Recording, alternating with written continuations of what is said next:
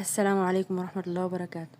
طبعا كلنا شفنا فيديو لمحمد رمضان وهو في أمريكا لابس بدلة رقص. محمد رمضان يثير الجدل في أمريكا ببدلة رقص لامعة. من جديد النجم محمد رمضان يشعل مواقع التواصل، وهذه المرة من الولايات المتحدة، حيث ظهر في أحدث جلسة تصوير له وهو يرتدي بدلة رقص لامعة تشبه بدلات الرقص خلال تواجده في إحدى الحفلات الخاصة في ميامي. البدلة كانت مرصعة بالأحجار اللامعة وجاءت بتصميم جريء وغير تقليدي، ما فتح الباب أمام سيل من التعليقات بين مؤيدين لرغبته في كسر النمط وبين من رأى أن الإطلالة مبالغ فيها. محمد رمضان لم يعلق حتى الآن على الجدل، لكنه نشر صورته بالبدلة عبر حسابه الرسمي وكتب: ثقة في الله نجاح حتى في أمريكا. فهل هي مجرد جلسة تصوير أم لعمل جديد بطابع عالمي؟ الأيام ستكشف ذلك.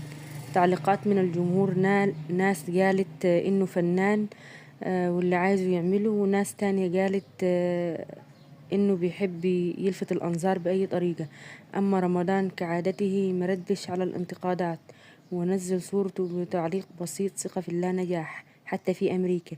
مصادر قريبة منه بتقول إنه في مشروع عالمي بيتجهز، وممكن يكون اللوك ده له علاقة بكليب جديد أو تعاون فني ضخم. فهل رمضان بيحضر لخطوة عالمية ولا دي مجرد لقطة ترند وخلاص؟ شاركونا رأيكم في الكومنتات، وافتكروا اني دايما مع رمضان كل شيء وارد.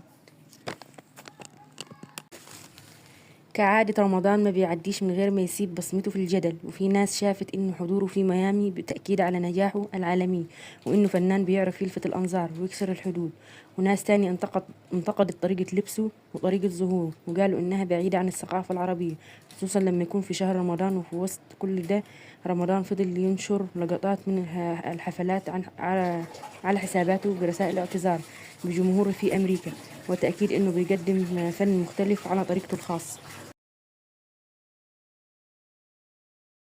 وهنا في سؤال: هل وجوده في ميامي نجاح فني ولا مجرد استعراض جديد على طريق نمبر 1؟ سؤال تاني ليكم: هل شايفين محمد رمضان فعلا ناجح في توصيل نفسه للعالمية، ولا بيلعب دايما على فكرة الجدل علشان يفضل تحت الضوء؟ اكتبوا لي رأيكم في الكومنتات. السلام عليكم ورحمة الله وبركاته.